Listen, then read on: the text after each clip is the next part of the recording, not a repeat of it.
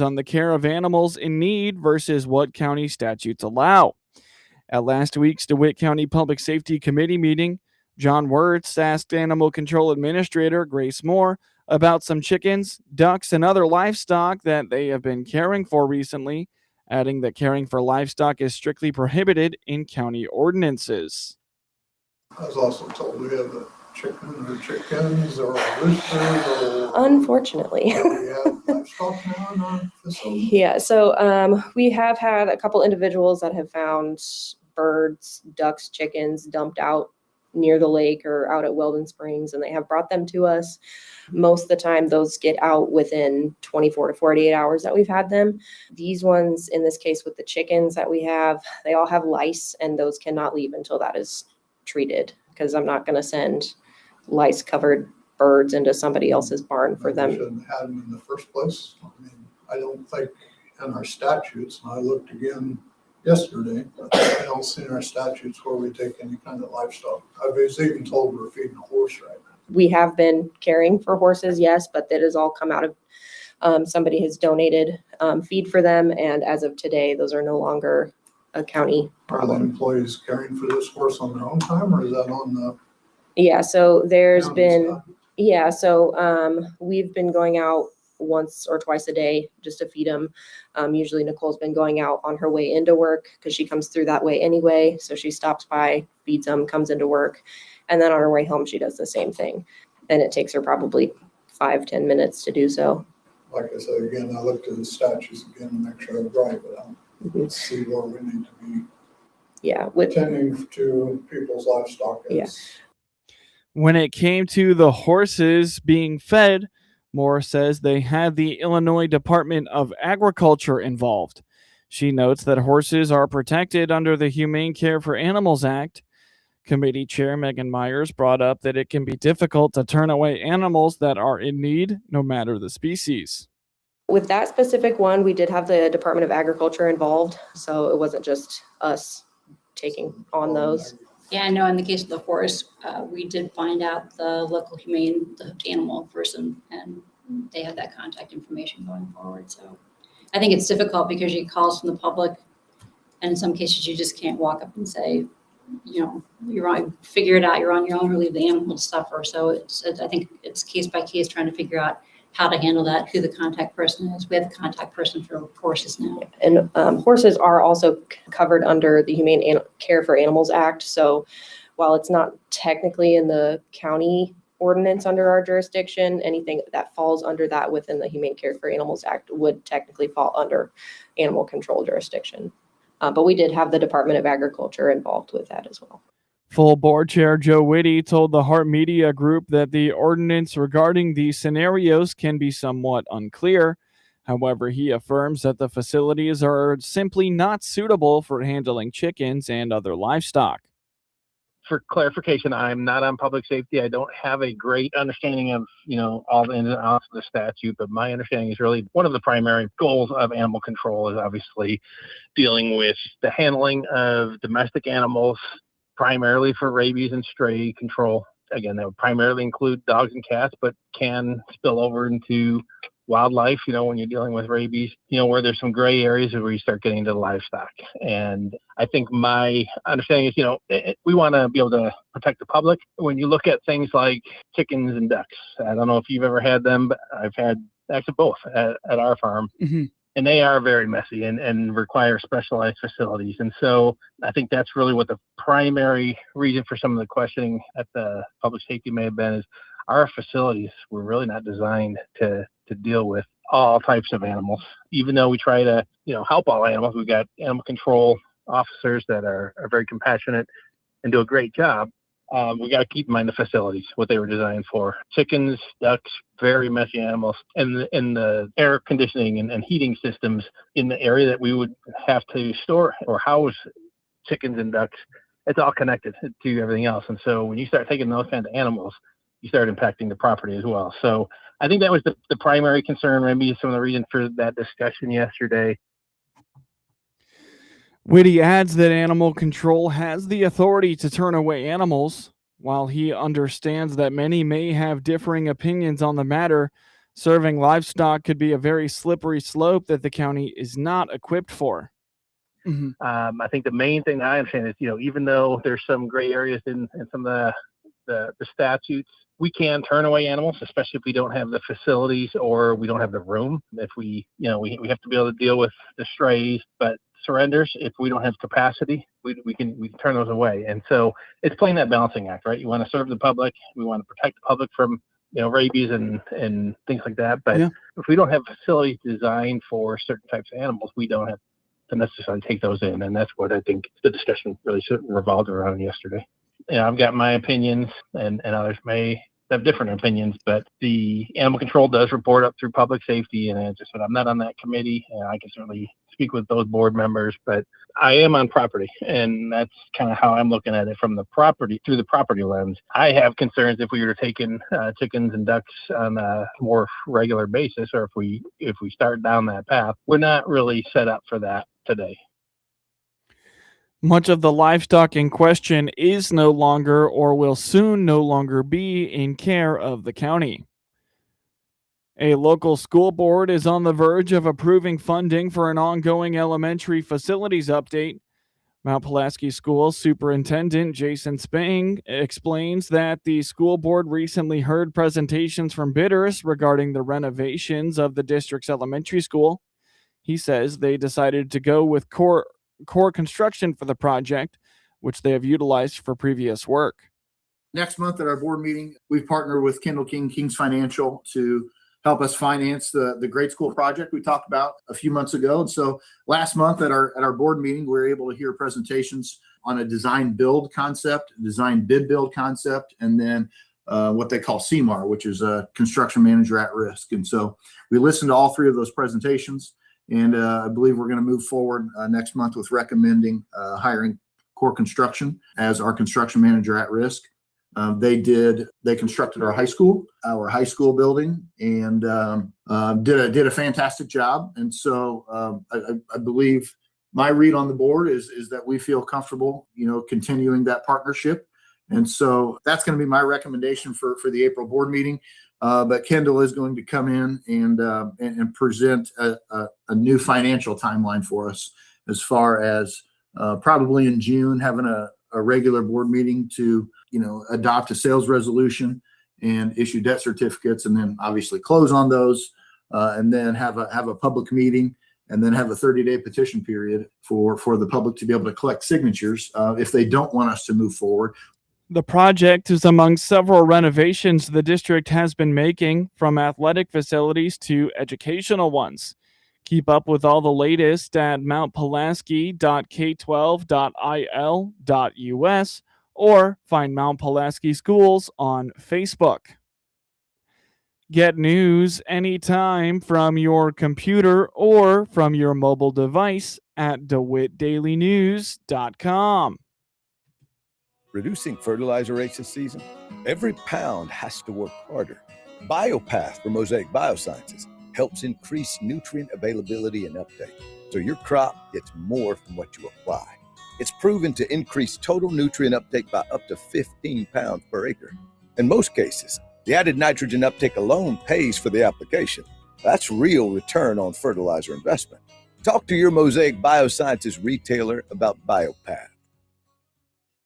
From the Hart Media Group Sports Desk, IL Sports Wire, and DeWittDailyNews.com, I'm Ben Hubbard with this local sports report. In a game heard on WHOW and all its digital platforms, the Decatur St. Teresa Bulldogs took advantage of defensive miscues from Clinton, beating the Maroons 7-4 in non-conference high school softball action on Monday night in Clinton.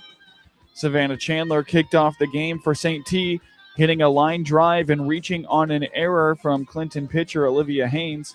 A bunt from Avery Harrison was grabbed by catcher Hadley Humble, but a miscue from shortstop Avery Smith allowed Harrison to advance to second and Chandler to third. From there, Riley Boyer bunted into a fielder's choice, allowing Chandler and Harrison to each score on missed throws to make it 2-0. Clinton answered back with a leadoff single from Avery Smith, who scored on a Laney Brewer line drive and an error from the Bulldogs' third baseman. St. T managed a 1-2-3 ground out to retire Jalen Thomas, who was hit by a pitch, and the hitter, Campbell Bass. Hadley Humble reached on an error and ultimately scored on a wild pitch. In the top of the second, Chandler was walked in by Emery Krieger to take the lead back at 3-2. They added another 4 runs in the third inning, highlighted by singles from Chandler and Krieger to make it 7-2 by the end of the inning. Clinton got one back in a sacrifice groundout from Brewer that scored Thomas in the third, and added another run in the bottom of the fourth when Riley Fentress scored from third on a dropped third strike. Thomas led the Maroons with a 2-for-3 day at the plate, scoring once. Smith went 1-for-4 and scored, while Fentress also scored and went 1-for-2. The Maroons shined in circle with a total of 16 strikeouts between its two pitchers. Haynes got the start and retired 7 batters, allowing 6 runs on 7 hits and walking 3. Campbell Bass came in for 4 shutout innings of relief, striking out 9 batters and walking just 1. St. Teresa was strong on the offensive end, led by Krieger's 3-for-3 outing with 3 RBIs. Chandler was 2-for-4 and plated 2 runs and scored 1. Harrison went 1-for-3 with a pair of runs, and Sarah Malberger posted a 1-for-3 day with a run scored. Harrison went the distance in circle for the Bulldogs. She struck out 4 and walked 1, allowing 4 hits on 4 runs. With the loss, Clinton falls to 6-13, while St. Teresa improves to 7-14. The Lady Maroons are back at it on Friday when they travel to Shelbyville to take on the Lady Rams. Hear the next Clinton Maroons sports broadcast when the baseball team plays host to the Meridian Hawks on Monday. First pitch is at 4:30 p.m. Hear the Central Illinois Conference action on WHOW and all its digital platforms. In a game heard on WEZC and online at DeWittDailyNews.com, Monticello survived a late rally by Pontiac and held on for a 3-2 win in Illini Prairie Conference high school baseball action on Monday in Monticello. Cole Basak hit a 2-run home run in the third inning to put the Sages in front 2-0. Coy Williams followed with a triple, but with nobody out, the rest of the lineup could not bring him in. One of several opportunities to score Monticello missed on throughout the game. An awkward play in the fourth inning scored the ultimate game winner for the Sages. With Grant Kiger at second base, Colton Schubert hit a ground ball down the third base line. Thinking it was a foul, Schubert slowed up going to first base, but an errant throw allowed him to make it safely. Kiger, running on the play, turned and went home. He too slowed up as he got to the plate, but he slid under the tag on the relay throw home and made it 3-0. The Indians consistently were able to manufacture base runners, but failed to cash in until late when they scored 2 in the 6th inning to make it 3-2. In the top of the 7th inning, Pontiac loaded the bases with 1 out, but Aiden Brummel was called out on a very questionable check swing ruling. Then a weak comeback to Forrest Rodden ended the threat and the game. Hayden Romano returned from a brief finger injury to work 4 shutout innings, including getting the final 9 batters he faced. Williams finished a homer shy of the cycle, going 3-for-4 with a double and a triple, continuing a very hot stretch for the senior who was coming off Tommy John surgery last spring. Monticello won its 19th in a row to start the season off and is 5-0 in the Illini Prairie Conference. They are back in action on Wednesday when they host Salt Fork. The Monticello Lady Sages rallied in the 10th inning to beat the Pontiac Indians 5-4 on Monday afternoon in Illini Prairie Conference high school softball action in Monticello. After 3 scoreless innings, Peyton Rogers doubled in the top of the 4th for the Indians, which scored India Mattingly. Izzy Hines then connected on a 2-out double to bring home Rogers and make it 2-0. Monticello scored 2 of their own, highlighted by an Allie Widener single that scored Isabella Beery to even the score in the bottom of the 6th. Both teams tacked on 2 more runs to tie the game at 4-4 and send it to extra innings in the 7th. After a scoreless 8th and 9th, Reese Steiger walked and stole second and was brought home by a line drive from Annie Robinson for the win. Beery led the Sages offensively, going 1 for 3 with a run scored and 2 RBIs. Meadow Miller was 2 for 3, and Sadie Walsh was 2 for 5 with a run scored. Cassidy Stoffel twirled 7 innings and struck out 3. She allowed 8 hits and 4 runs. Madison Highland pitched 2 shutout innings of relief to earn the save, striking out 3 and allowing 3 hits. With the win, Monticello improves to 15-5, while Pontiac falls to 8-7. The Lady Sages are at home on Tuesday when they host Westville. First pitch is at 4:30 p.m. Augustine Ramirez homered, and Max Meyer pitched effectively into the 6th inning to lead the Miami Marlins to a 5-3 victory over the St. Louis Cardinals on Monday night, snapping the Cardinals' 5-game winning streak. Meyer, who has battled injury since being selected 3rd overall in the 2020 amateur draft, left after 5 1/3 innings and 91 pitches. He permitted 2 runs on 3 hits and 2 walks with 8 strikeouts. Calvin Foucher got the final 2 outs in the 6th. He allowed the tying run to score on a wild pitch, but was credited with the win after Miami went back ahead in the bottom half. Pete Fairbanks gave up a leadoff triple to Mason Wynn and a sacrifice fly to Ramon Urias in the 9th before finishing for his 4th save in 5 opportunities. Meyer hit J.J. Weatherholt and Ivan Herrera with pitches to begin the game, but then retired 10 batters in a row. Jordan Walker got the game's first hit when he singled with 1 out in the St. Louis 4th to extend his hitting streak to 15 games. He scored on Wynn's sacrifice fly to put the Cardinals up 1-0. Michael McGreevy didn't allow a base runner until Kyle Stowers walked with 1 out in the bottom of the 4th. Stowers scored on Xavier Edwards' ground rule double to tie it at 1-1. Ramirez hit his 2nd home run, leading off the 5th for a 2-1 lead. Foucher entered with 1 out, and Walker on first in the 6th. Wynn singled before Walker scored on a wild pitch to make it 2-all. Stowers singled in the 6th before scoring the go-ahead run from first on a double play by Otto Lopez. Edwards walked, but was thrown out at home on Liam Hicks' single that drove in Lopez to make it 4-2. Lopez, who has hit in 9 straight games, drew a walk from Ryan Fernandez in the 8th before scoring on Hicks' single for a 5-2 advantage. McGreevy gave up 4 runs on 5 hits and 2 walks in 5 2/3 innings. Weatherholt has been hit by a pitch in a Cardinals record 5 straight games. Cardinals right-handed pitcher Dustin May starts Tuesday opposite Marlins right-handed pitcher Chris Paddock. Colin Rea pitched into the 7th inning, and the Chicago Cubs beat the Philadelphia Phillies 5-1 on Monday night for their 6th consecutive win. Dansby Swanson hit a 3-run homer for Chicago, and Michael Conforto added a sacrifice fly. The Cubs have outscored their opponents 44-14 during the team's longest win streak since it also won 6 in a row from August 26 to September 1st, 2024. They are tied with Atlanta for the major's longest active winning streak. The Phillies have dropped 6 in a row and 7 of 8. They have been outscored 42-10 during their losing streak. Rea is 3-0 and permitted 1 run and 6 hits in 6 2/3 innings, aided by a stellar defensive performance from his Cubs teammates. Golden Glove left fielder Ian Happ went into the stands to catch Kyle Schwarber's fly ball at first.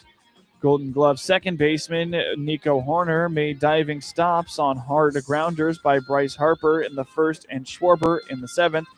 First baseman Michael Busch robbed Bryson Stott with a diving play in the 6th.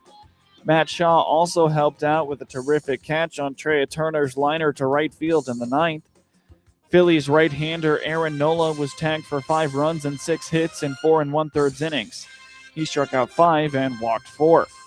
The Cubs grabbed control in the 2nd. They loaded the bases with no outs, and Happ scampered home when Miguel Amaya bounced into a double play.